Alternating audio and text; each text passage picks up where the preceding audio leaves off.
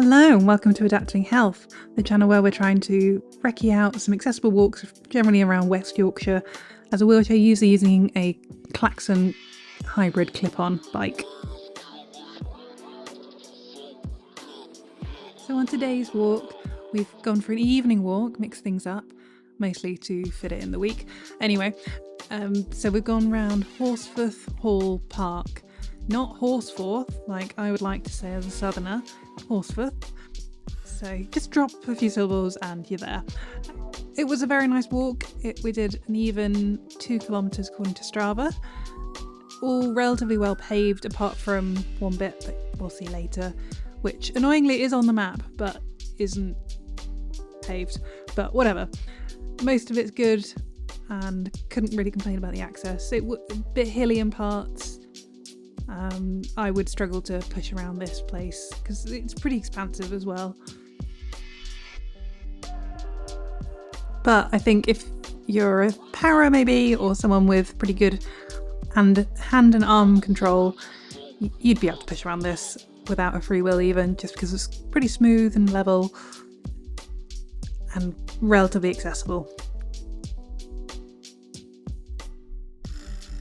So as you've seen in the video, there's a nice community garden and there was some like tomatoes and courgettes and lettuce and other bits and bobs that I imagine are free for taking, I'm not sure. But I saw some green tomatoes ready to be picked soon. Then again, as you've seen in the video, we've come into the Japanese garden, which is heavily inspired by Japan and yin and yang.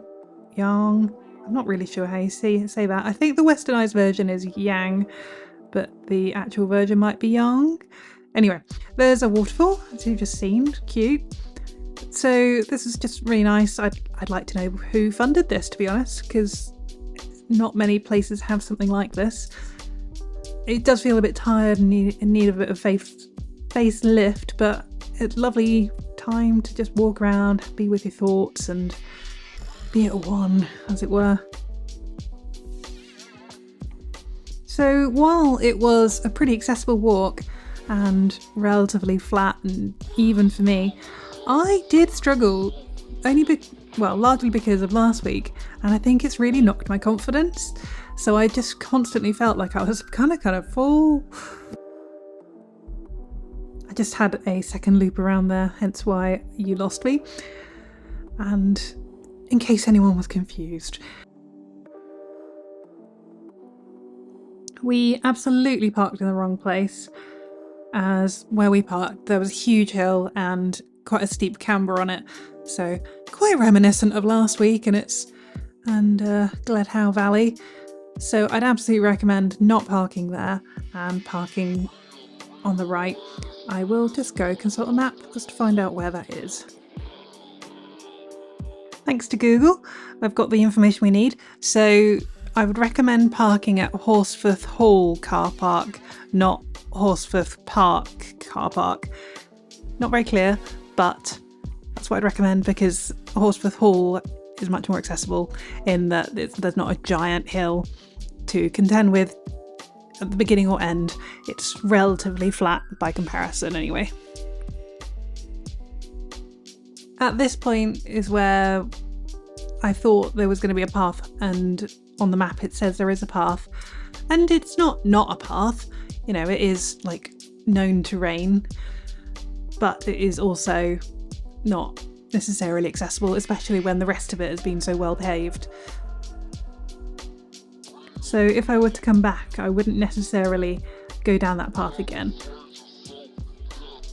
Something I really liked about Horsforth Hall Park is the variety of things that there are to do.